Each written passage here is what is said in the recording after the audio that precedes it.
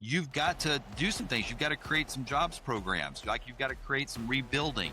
And if you don't do that, you're going to all of a sudden have an insurgency on your hands. And all of a sudden, you're going to be fighting the war all over again, having to re-win that territory. So the Army recognized this, many, many years ago, right? And so it's the same kind of strategy that I would use in the corporate world. Like, we've hired you, right? We trust you. Like, we've got to keep investing in you, right? And even though we're not going to have a rebellion on our hands in the corporate world, you're going to have people leave. And so it's just one of those techniques that, again, I think I was able to use my book to explain the military reasoning and then the mental model for the corporate world, how you can use that to your advantage.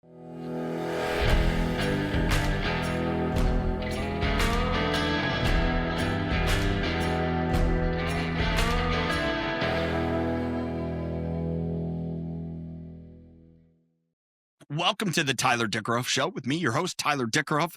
On today's episode, I'm joined by Lee Pepper. Lee is a retired first lieutenant of the U.S. Army who served in Ross Perot's presidential campaign, and then his various corporations in marketing and information technology, healthcare, music, now runs a consulting agency, has a new book, Never Outmatched. Let me get that turned around so you can see if you're watching on YouTube. Never Outmatched: Military Strategies to Lead, Innovate, and Win in the Modern Marketing Battlefield. Lee, good to be here with you, man. Great. Good afternoon. Thank you so much, Tyler, for hosting me. The title, left off is, Lead, Innovate, and Win in the Modern Marketing Battlefield. One of the questions that I see continually is AI generated videos, AI content, is that going to replace much of native organic marketing? Well, who knows? And I think the key message is, you've got to be experimenting. You've got to keep you got to keep engaged. You can't just give up. And that's really where the title of the book comes from, Tyler, is that there were many times in my corporate career where people would complain about, well, I can't perform because I don't have the budget, or I can't perform because I don't have the staff. And in the military, that's not an option, because you can't just give up or stop. You get overrun, And so that's part of the message, is that, well, AI may be coming, right? It is here in a lot of different forms, but you can't just give up. Like you have to dedicate yourself that no matter what is coming at you, that you're going to determine today that you're never going to be outmatched. You're going to figure things out. Just like you would write about this in your book. The correlation, the connection, the direct alignment of agriculture, farming, and military. And what you just said is something that I know. Hey, I can be out of resources, I can be out of time, but it doesn't matter. You got to keep going. And, I think, as you mentioned, that military has brought that to a lot of people.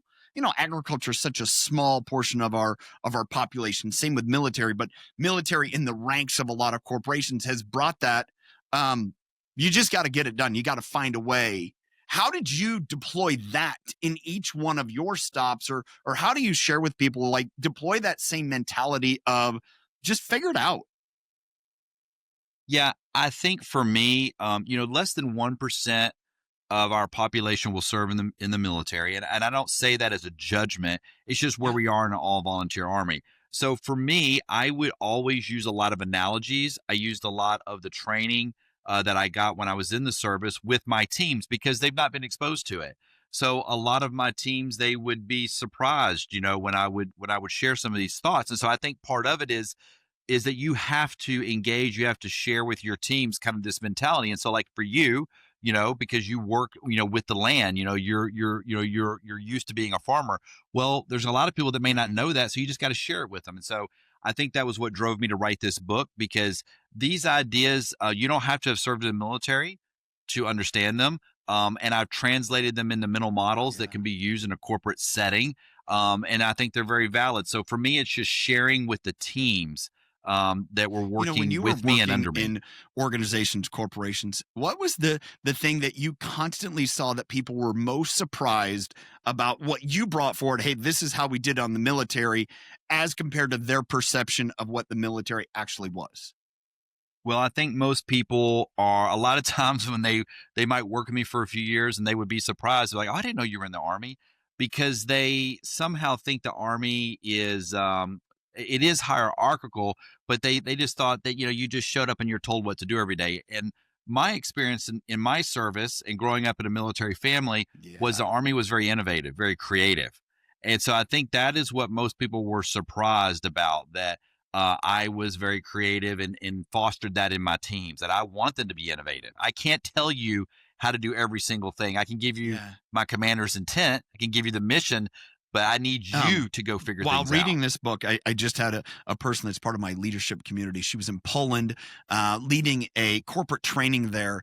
And there's an individual that was from the German military that came and spoke to them. And one of the things he shared was about kind of this commander's intent that you write about, or this idea of, I can give you a glimpse of where we're going. I can cast a vision, but I don't know every obstacle that you're going to come against. Kind of what you just mentioned there is like, I can't be with you everywhere you're going to be to help you make the decision in that moment. I have to empower you.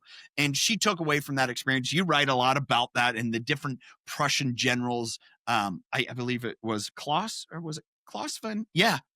Yeah. Yeah. Karl von Karl von Clausewitz kind of Clausewitz. had that example. So is that something that you would bring to people, like you just said, is like, hey, you need to innovate and figure this out because I don't have what you have. And that's what I'm used to in a military, kind of deployment or different situations. I think a lot of people think in the military, leadership is just a general, and they don't understand that you've got leaders that are at the brigade level, the battalion level, the company level, the platoon level, the squad level.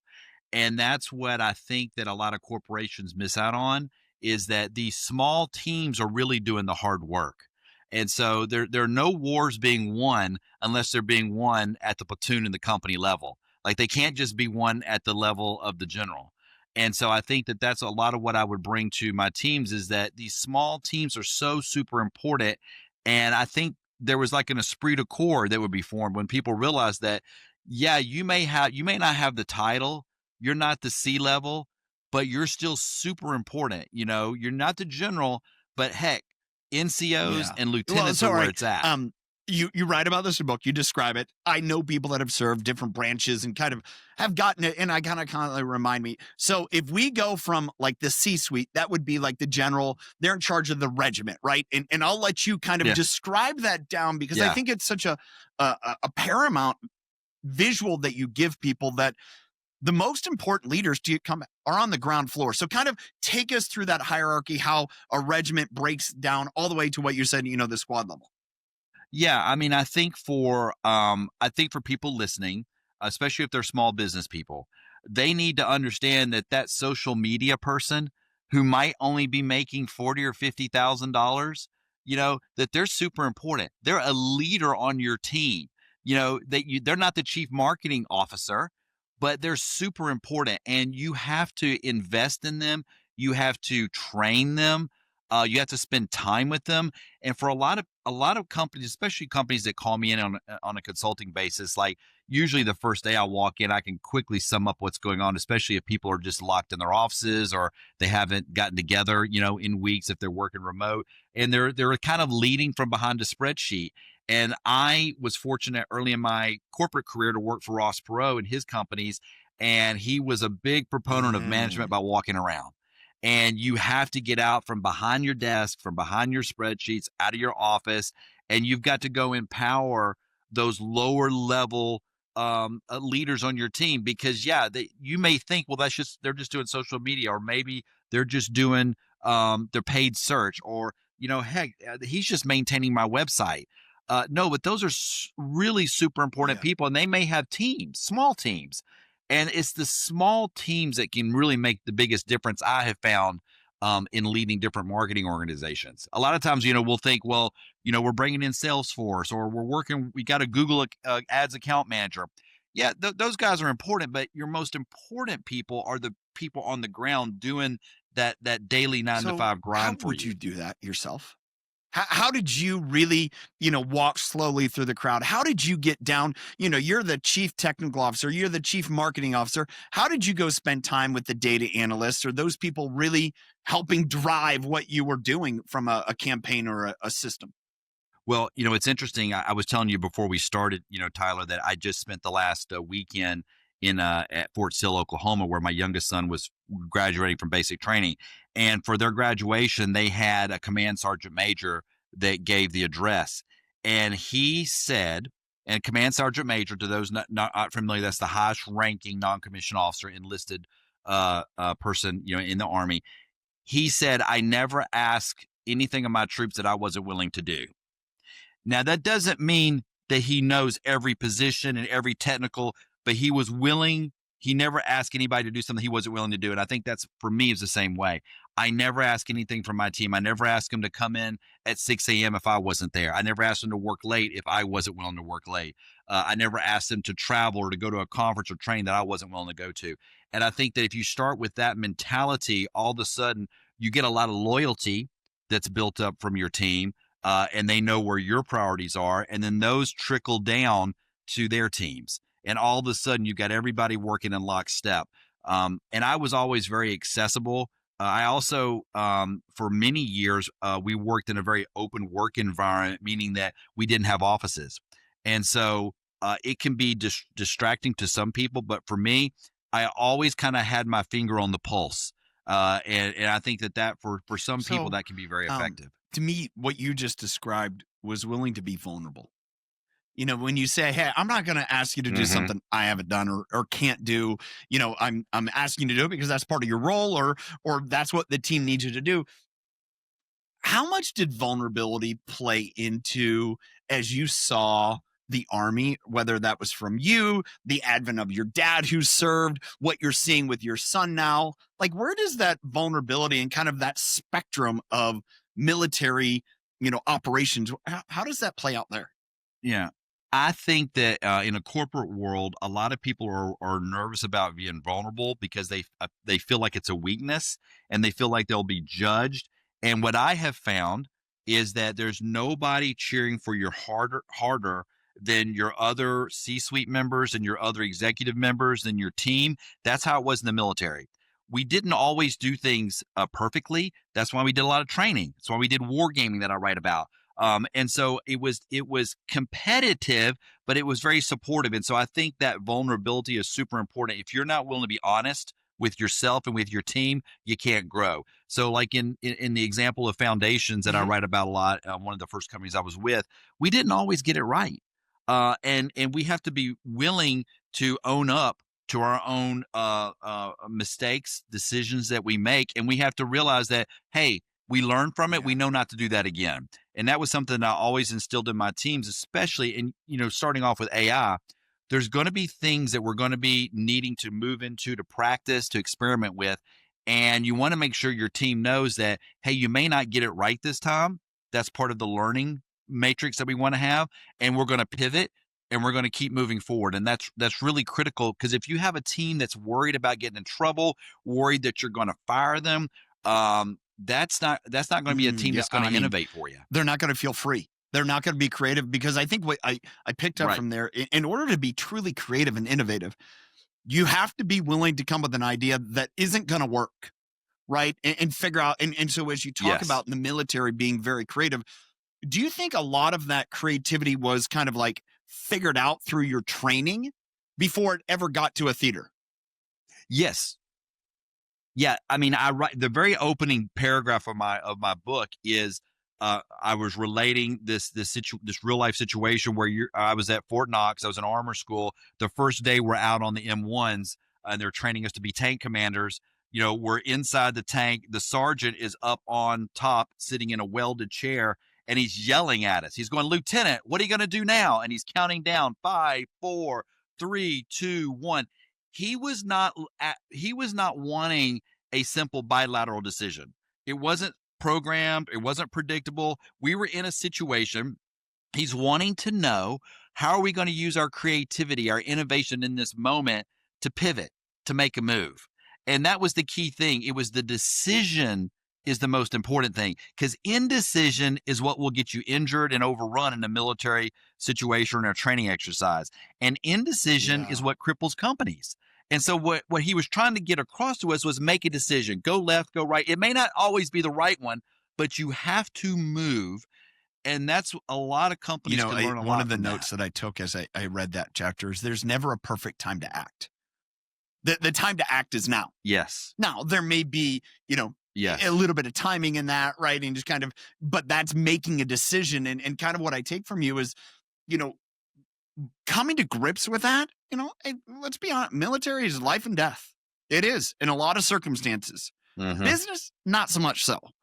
But yet, we oftentimes put so much pressure on us in business, quarterly earnings, return to shareholders, all these things that we almost hyperventilate about the decisions companies need to make. I would say that often short changes their long term, because they kind of come back and make a decision that it's like, well, it may save us today, right? We may win the battle, but dude, we might lose the war. We're probably going to lose the war. And kind of, how did you wrestle through that in your own career?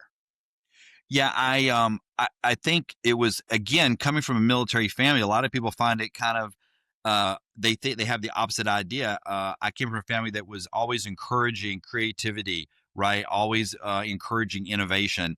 And so I never had any fear along those lines. And when I got into my own service, it doesn't mean that you do things outside of good governance. It doesn't mean you do things outside of your budget.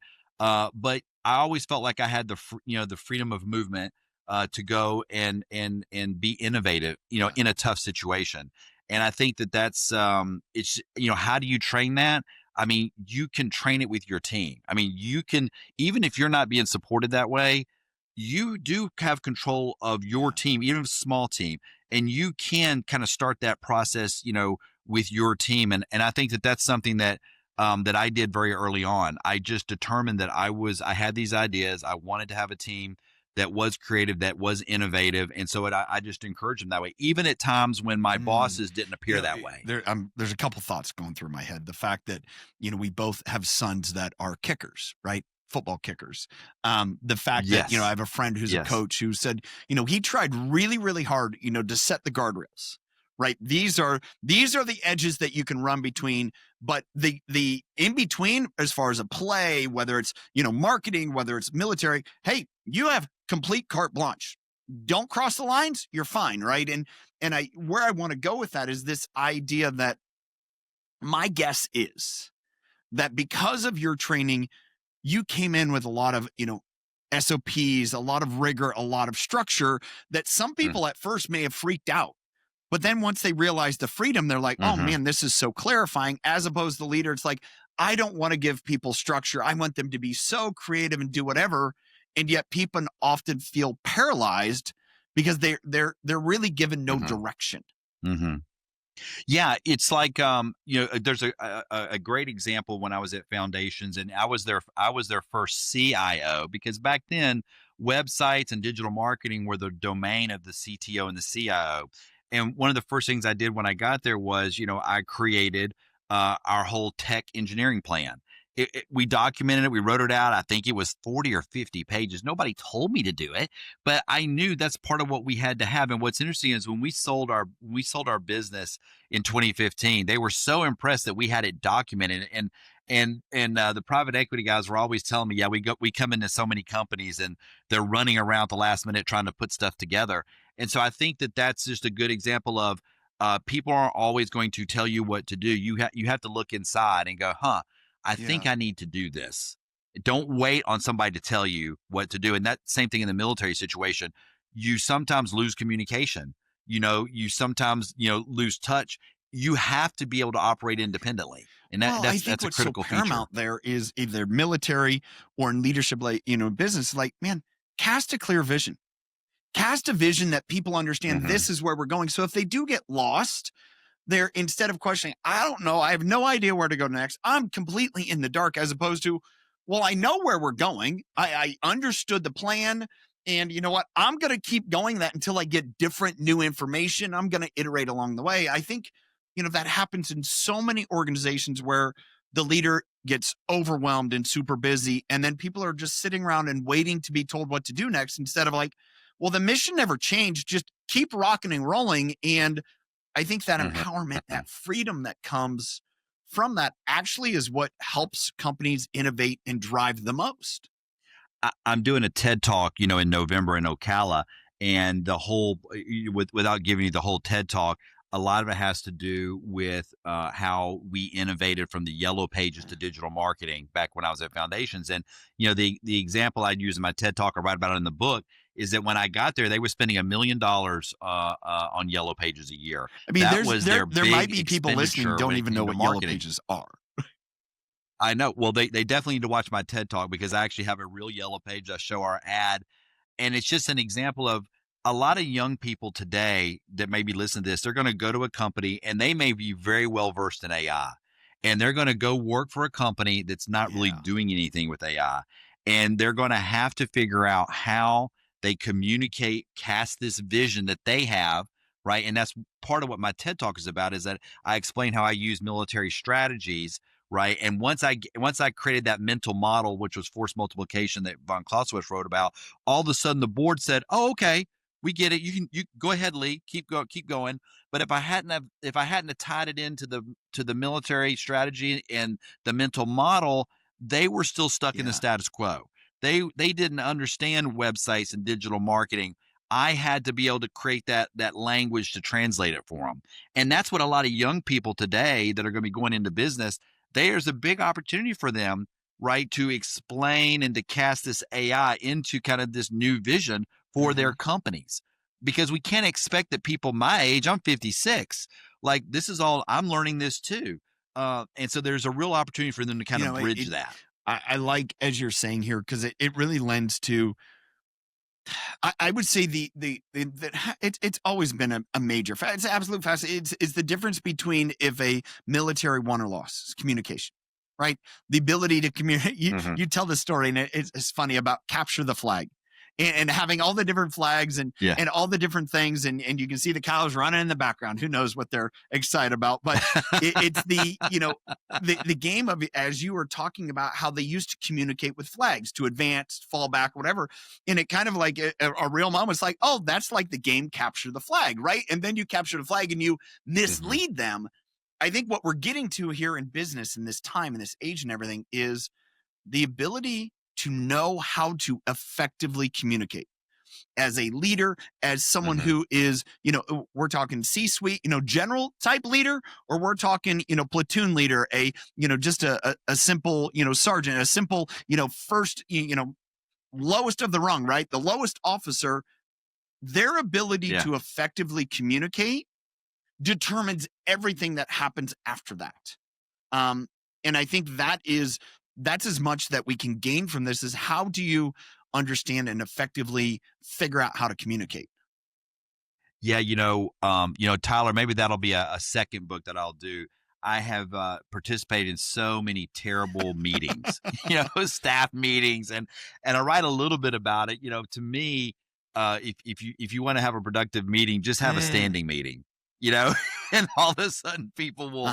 That's a good one. Stand up, no chairs, no comfy board chairs with a great view.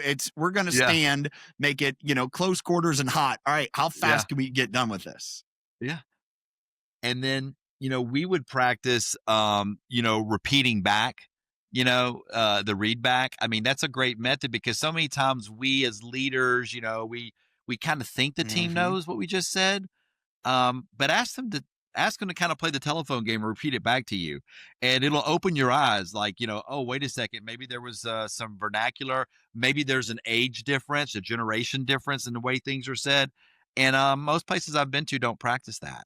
And they'll tell me, oh yeah, I'll ask when I'm on a consulting gig. I'll ask them, well, do your team know what the mission is? Oh yeah, they know. But then when I go around and I ask people, I find a lot of different answers. How much do you think that challenges, obviously the integrity there in communication in the military is paramount. Like it's paramount, right? In business it as well. Do you think that, or do you think I guess, is it the strategies, the confidence, the integrity? Which do you think will undo whether it's a military operation or a company first? Well, I think there's a lot of scenarios that probably cover the whole gamut. I think, one that I write about in the book that I talk about a lot in my talks is misaligned incentives. And I think that there was a time in my corporate career where marketing had one set of goals, finance had another set of goals. And, if you've got if finance's goals are to cut cost, marketing's goals are to grow revenue. Those two things are hard to exist at the same time. And so we were fortunate that we had kind of a come to Jesus moment where we kind of got that straightened out. But there was a moment where we were diverging, and it was creating a lot of internal fighting. And I wondered, based on that personal experience, I wonder how many companies have that going on, where where there's like, people will say, well, we've got a fight with that department. There's interdepartmental fighting.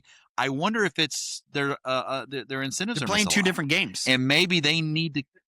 Yeah, they're playing two different games, and so I think that's super critical especially for small businesses to be aware of that.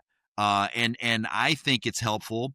I'm a big believer in your salary is super private and nobody should talk about that. But I think your different departments' goals should be, everybody should know, because that's how we learned that we had a misaligned incentives, right? And you don't have to know the dollar amount, the bonus percentage, and all that, but we need to know what are the goals, because that all of a sudden it's like, well, I can't cut this here if I'm trying to grow this here.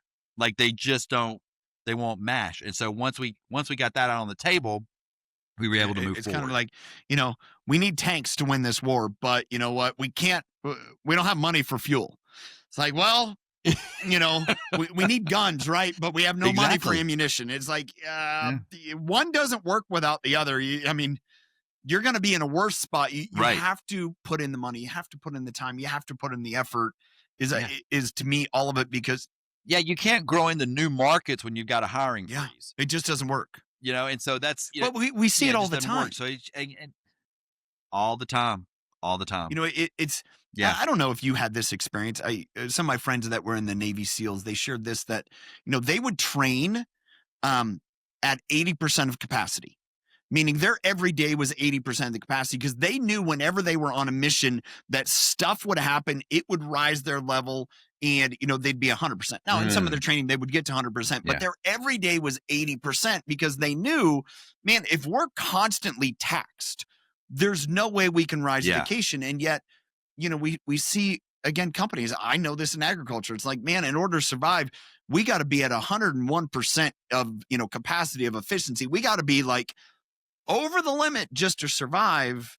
And kind of like what you talked about it. Well, to grow our business, man, we got to be at 100%. It's like, well, where's the extra 5 going to come from? Like, it just doesn't work. Tyler, I see this a lot, like when there's times of stress, when maybe the revenue's not looking good, or they're worried about making their numbers. What's the first thing they cut is training. Ooh. And then I'm like, wow. And what's interesting is, when you think about the sports analogies, like we were talking about my poor Titans. I'm pretty sure the Titans are not just cutting all their training right now, but that's what we do in the corporate world. We'll say, oh, it's getting kind of tough, so we're gonna start cutting back training, and then we wonder a few months down the road what happened. Yeah. Or, hey, we fired that coach or that consultant, and we wonder why things aren't performing as normal. And so that's another thing that really doesn't happen in the military. Like, we don't all of a sudden say, hey, we're gonna go cut that training exercise, or you know what, we're gonna limit the amount of cleaning kits that we're sending, or whatever. I mean, it's kind of fascinating. As you're talking about that, I think about that. We're going on a hiring freeze. Yeah. Okay. So that means the people that you saying are going to help us get there. It's like, the Titans or my Browns saying, hey, we have all the players we'll ever need, and we don't need to go find players on the waiver wire. We don't need to go sign, new players when we draft. We're just staying here. It can be, really comes down to, I think in so many companies, like, how can we, where can we upgrade?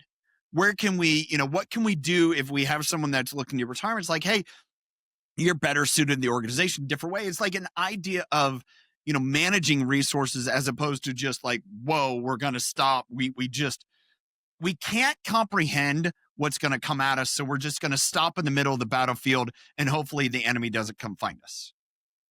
The hiring freeze thing, and I need to look into this a little more, but it is interesting that companies jump to that instead of like, maybe if you're not doing well, maybe you need to get rid of some people that aren't performing well, and then hire some new people, instead of just saying, hey, we're just going to leave the status quo. And And then we wonder why things don't Yeah, I change. mean, Because there is one thing I know for sure. If you keep doing what you're doing, you're going to keep getting what you're well, getting. especially we see it like right, and we're probably in a business environment now where companies are contemplating this, right? They're layoffs, they're Hmm. reallocating resources. In the two things that every organization can't afford to do is shortcut on their people. Right? You start shortcutting Yeah. on people and they're going to shortcut on you. And it's like you bring up this idea of training. It's like, well, if you're saying your people know everything they'll ever know, well, then what you're getting right now is the best results you'll ever get. And if Hmm. you're not getting better Hmm. results, either they don't have the skill, the capacity, the structure doesn't allow it, or you need to find people with different, you need to help them grow. And this, I think the quickest way to get an organization to die is not give people a platform to grow. Hmm. Absolutely. Absolutely. I When totally agree. that's one thing that I know from everyone that I've ever interacted with, spent time with in the military. There's so much opportunity for growth. There's so much additional education. Where did you try to implement that within your organizations? Yeah, I think for me, I was very fortunate to because I enlisted. So I enlisted first. It was a 76 Yankee supply clerk, and then I got the chance to go to officer candidate school. Then I got the chance to go to air assault school, and then armor. So I was always encouraged and able to apply. And so for me, I always wanted my teams to have a training plan, and I wanted them to be able to go get training, whether it was private education or corporate certifications, but also to go to conferences where they could, engage and learn. So that was how I always did. I never cut training, and I always wanted people to be able to travel to go because I knew that I was going to be able to derive value, and that was one of the things. If you're going to go to a conference, okay, I'm not sending you to a boondoggle. I want to know like who are you going to see and how are we going to implement this and I also believed in stretch assignments. And so, one of the examples that I use, which I think is kind of commonplace now, but early on with our videographers, I wanted them to get their drone pilot license right off the bat because I knew I was like, well, okay, you can't just sit behind a camera walking around like it's going to be up in the sky now. So, we always got my folks that were doing video work to go get their drone pilot's license, and we paid Yeah. for it. It's no problem. We'll pay for your certification as long as you pass the test the first time. If you fail it, you got to pay for it the Yeah. second time. But I just encourage them that way. It And I've heard some companies say, "Well, I'm afraid to let them get their PMP or to oh, get their certification because then they'll just leave me." And I'm like, well. I've always found, especially when I was working at Pro Systems, like they encouraged that because they knew they could bill us out higher. well, but it's it comes back to the same kind of mentality of the scarcity, or Mm, kind of like what you were saying is like, oh, you came from the army, well, you're going to be super rigid, everything has to go through you, it's yeah, going to be complete authoritarian, and you're like, no, that's how yeah, we all die, that doesn't work. You yeah, need to go do yeah, that. It's kind of like the same idea. It's like, I'm going to pay for your growth because if you don't, we're going to die. Like, I'm going to pay yeah. for you to get those licenses because you're going to add value to the company. If not, you're worth less to me. And it's so, I think that's where our society struggles with these concepts that are not based in reality. Meaning, oh, Hmm. it's so Absolutely. authoritarian. No, it's not really. Oh, they're very Hmm. hard. They scream at you. No, they're very empathetic and vulnerable. And like, we're all in this together and we have to care for each other. And like, if my needs are met and your needs are not met, then well, both of us die. So both of our needs need to be like Hmm. it. That's something that I have gathered from every single person that I've interacted with. And yet, most of our corporations try to do it the complete opposite. Hmm. It's kind of this dog eat died Yeah, absolutely. internal fighting, this internal competition rather than, it's kind of like if you have one platoon and they're fighting against the other platoon over resources, like this doesn't help either one of us, right? It doesn't work. Right, right. Um, Absolutely, what absolutely. what do you along those lines, what do you see companies doing today that, is so countercultural to what you experienced when you were in the army or as you ran business? Like, guys, this is not going to end well. I find a lot of my peers because like I mentioned earlier, I'm 56. A lot of my peers struggle working with millennials and Gen Z. And I love work with millennials and Gen Z. And I think it's because of my approach, because I give them my commander's intent and I let them go and run with the ball and do great things. But a lot of times people feel like they have to, micromanage them, and that's why they struggle. Yeah. I was just on a call earlier today, and I co-host a podcast here in Nashville on behavioral health, and we were discussing some guests, and one of the guests that we had targeted that was kind of going back and forth with us was like, well, they have to get approval, from the corporate headquarters before they can come on the podcast. And I'm like, but what's so funny is they allow this person to go out and meet with customers, to go to conferences and represent you and talk. Like, why would they want to kind of like, and it's just fear. Yeah. And I find it kind of funny that they would hire somebody and pay them and fly them around the country and do this and that, but they're afraid for them to be on a podcast. It's really counterintuitive. Like, no, you already kind of trusted them. You've hired them. But I think that's the point, is we struggle in our world so much with trust that we're afraid to tell the truth. It's kind of like, this idea of,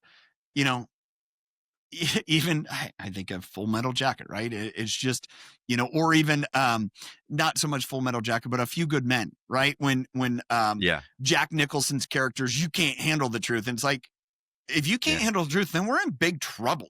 Now, you don't need all the truth, but you need the truth. And I think it comes back to this idea: am I willing to tell someone that maybe doesn't know the truth, to give them that commander's intent and then work with them and be there and guide them? Or do I just expect them to know how to do it, and so I can abdicate, so I can go hide over here because I don't know what I'm doing? I had years ago, there was a company that I was working with, and we were talking about an agency and versus hiring an internal. And I was just advocating that, well, I work with agencies still, but we always built an internal team, right, to kind of do the heavy lifting. And this person was saying, well, I don't like that model. I just like a throat to choke. And I'm like, to me, it was so like, really? I mean, you're really not going to get much, you're not going to drive much value with that attitude, if you're just looking at it kind of transactional. Yeah. And I think that's a different way cause I like to be transformational. Yeah. And I think that if you're looking at it transactional, you're always going to be kind of on the side of, well, you can get disrupted pretty easily that way. I mean, I completely agree. And it, when I try to discern, is each of us have gone through those experiences. We've worked with transactional customers and leaders and, organizations. And, you look around and you're just like, really? This is what you think is going to make people come alongside you and champion the same thing? And it's just this kind of intimidation factor, and this, well, I'm not going to put my neck out there because if you fail, that's on you. And I don't want to look too bad on me. It's like, but if I fail, that means you fail too, really. Like, I just don't comprehend. I really don't understand it. Like, and I think it comes back to fear and it's insecurity and all those things. But when you look at this idea of trying to pin it on, well, that's the way to do it, that's what everyone goes through. It's like, no, it's never worked for millennia, right? And I think, Tyler, especially in healthcare is super expensive to replace employees. To find nurses, to find doctors, psychiatrists, psychologists, therapists, you name it, super expensive.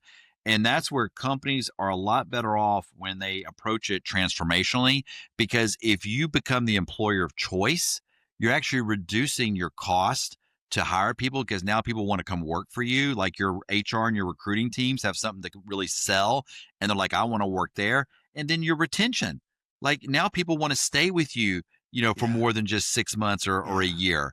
And but a lot of times companies, if they're managing by the spreadsheet, they don't tie that in, and then they're always kind of wondering why they're chasing that. It's interesting as we look at healthcare, as we look at government, education, it's kind of driven by this, least amount possible, right? It's kind of like other organizations. It's like, cut down to the bare bones and can we get by? And what I think you recognize, what you just pointed out, and what I see too, is you're going to really struggle to keep people around. One, or two, eventually you're going to run out of people that want to have anything to do with your company, especially in the day. Go ahead, please. Well, I was going to say, Tyler, I think you and I met through Rory, right? Yeah. So, Rory Vaden, this is years ago. This is going back to like 2011. I had just taken over our admissions center, our call center. So when people call in for drug and alcohol rehab, they get somebody on the phone, a counselor. So I had taken over that team, and the conversion rate was terrible. And so that was one of the reasons that I think they shifted that team over to my team in marketing. And I identified really early on that the conversion rate was terrible. That's where I got in touch with Rory and his wife, Amanda. And they came in, and all of a sudden we implemented a training program. And I remember having the conversation with our CEO and CFO. Well, it's going to cost this much. And they were like, well, I don't know if we can spend the money. I'm like, we're going to derive so much value. And sure enough, a year later, we had almost doubled the amount of admissions that each counselor could do. And we were able to reduce our head count, our FTA count, in that department. And it's all because we brought in Rory and Amanda's team. Like, we started getting them personal coaches. We were doing weekly training sessions. We hired 2 sales trainers that Rory and Amanda found for us. It was amazing because we invested in that staff, and I documented all along the way so we could see this worked and it made sense. And then we were just off to the races then. There's something I learned a number of years ago now. If you aren't willing to invest in yourself, why should someone else? And I'll take it for what you said. If you're not willing as a leader to invest in your team, why should they invest in you? Meaning, why should they give you their time, their talent? Why should they show up to work? And I think, as I see it with, as our kids are similar in age, and this idea of entering the workforce, entering the professional, what I hear from them, what I hear from other Gen Z millennials, like, I just want someone willing to invest in me. If you're willing to invest in me, I'm all in, rather than, this idea of, well, prove that you're worth it. And then maybe it's like, I'm here and I am willing. That should make me worth it, plain and simple. And I'll, give you as much as you'll give me. It's so counterintuitive. And yet I think it permeates so many organizations, because the individuals who have gotten by with the cut costs and show great revenues comes back to what you were saying about private equity. There's private equity comes in. Oh, your numbers look great. Oh, great. We'll buy it. And like, don't change anything. It's like, well, how we got here is by we cutting it, everyone's throat and just, throwing blood against the wall. And like, well, that's not going to last. It's not going to work. Yeah. Tyler, one of the positions that I had in the Army, I was assigned to a civil affairs battalion for a few years. And civil affairs, they run counterinsurgency operations in the theater that they're assigned to after the military takes over. And I applied some of those same techniques, right, to my corporate world, because when you move into a country, right, into your theater, you've got to do some things. You've got to create some jobs programs. Like, you've got to create some rebuilding. And if you don't do that, you're going to all of a sudden have an insurgency on your hands. And all of a sudden you're going to be fighting the war all over again, having to re-win that territory. So the Army recognized this, many, many years ago, right? And so it's the same kind of strategy that I would use in the corporate world. Like, we've hired you, right? We trust you. Like, we've got to keep investing in you, right? And even though we're not going to have a rebellion on our hands in the corporate world, you're going to have people leave. Yeah. And so it's just one of those techniques that, again, I think I was able to use my book to explain the military reasoning and then the mental model for the corporate world, how you can use that to your advantage. One thing that you do a lot in your book is share stories. Share stories of a historical account of, going back to, millennia ago, or even beyond that, right? The Roman Empire and before. It's pretty remarkable to me that, we have access to all of those military endeavors to study and learn from a leadership or from a marketing perspective.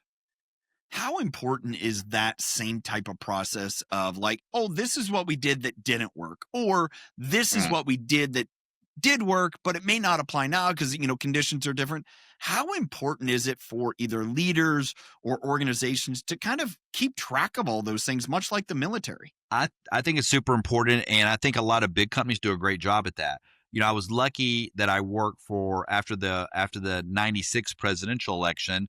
Ross took a few of us over to Perot Systems, so that's how a political science major got into IT. I took advantage of all the training, and they had great leadership training programs, and they shared, kind of similar to the military, real world examples of things that happened in their corporation. And I think that large companies do a great job of that. I'm sure General Electric and Philips and Starbucks, they probably have great leadership training programs like Pro Systems did, where we get real world examples of, hey, let me tell you the story of how this fraud happened, or let me tell you how this project got so behind. Like, you learn from that, just like we did in the military.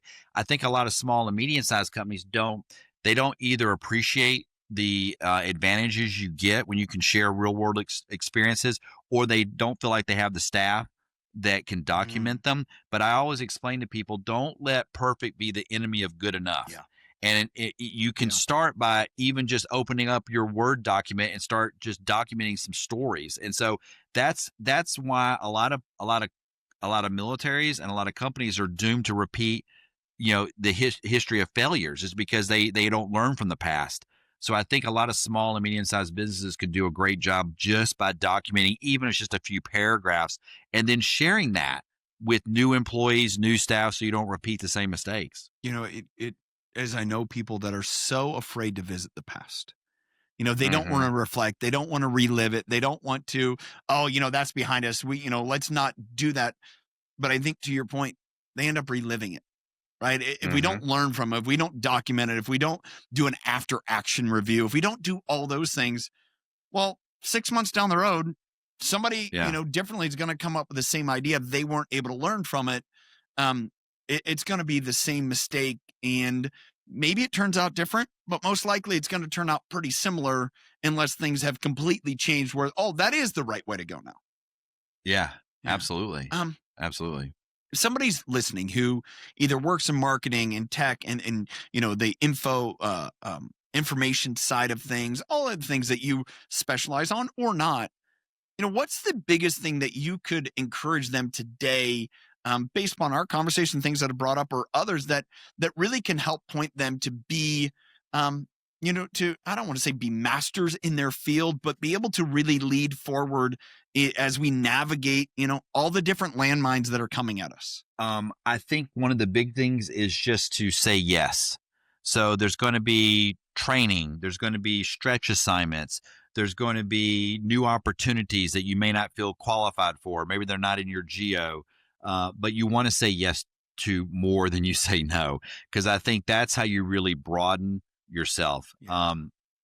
For me to go from military to politics to IT, and even in IT, I was working at our main data center, working on, mainframe, Unix operating systems, hanging tapes. And then all of a sudden I got into project management and software development and websites. I mean, I kind of reinvented myself a lot. And really it was just because I was always saying yes. Like if I saw a new opportunity, I dove into it.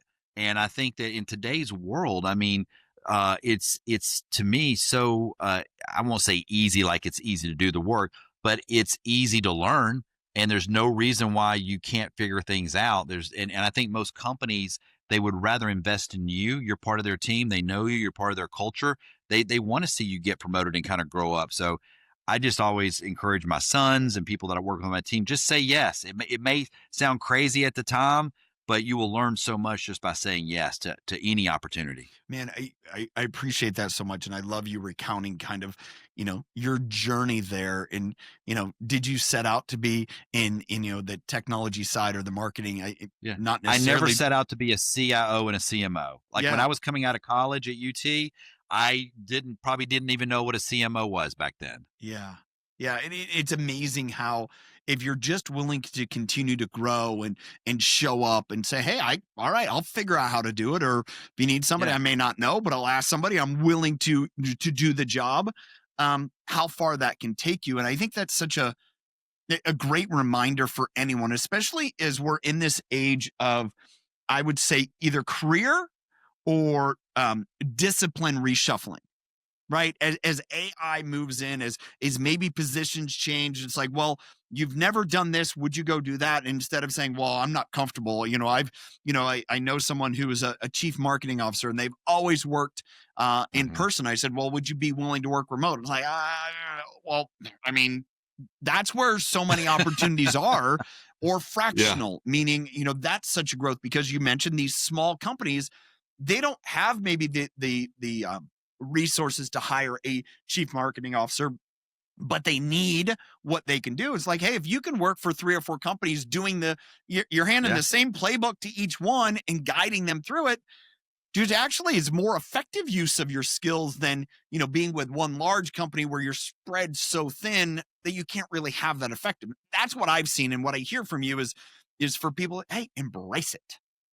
Just embrace it. Listen, when I graduated from University of Tennessee, I got a job working on Ross's presidential campaign. They moved my wife and I out to Dallas. One of the very first assignments I had, they sent me to North Dakota. I am sure I could have said, I don't want to go to North Dakota, but I was like, I was ready to get there.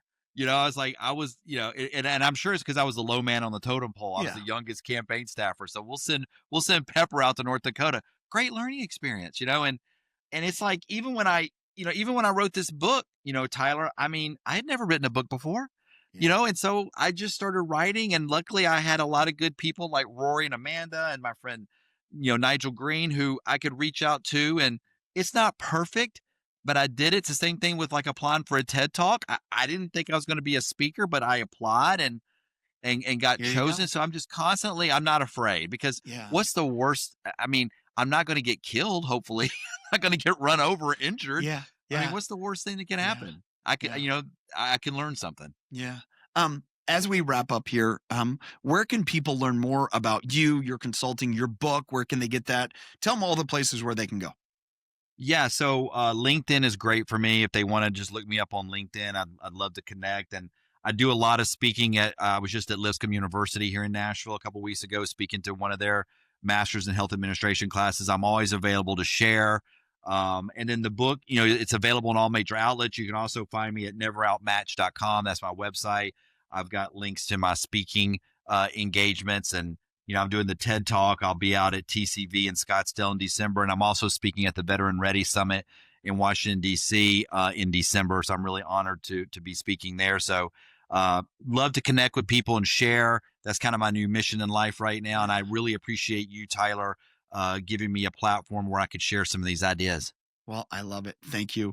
Thank you for everyone watching on YouTube. If you could do this, if you could hit the subscribe button as well as the bell to get notified whenever we drop new content. And if you're listening, Apple, Spotify, wherever, if you could rate and review this episode, it will help more people find impactful leaders like Lee. Until next time, choose to lead with impact.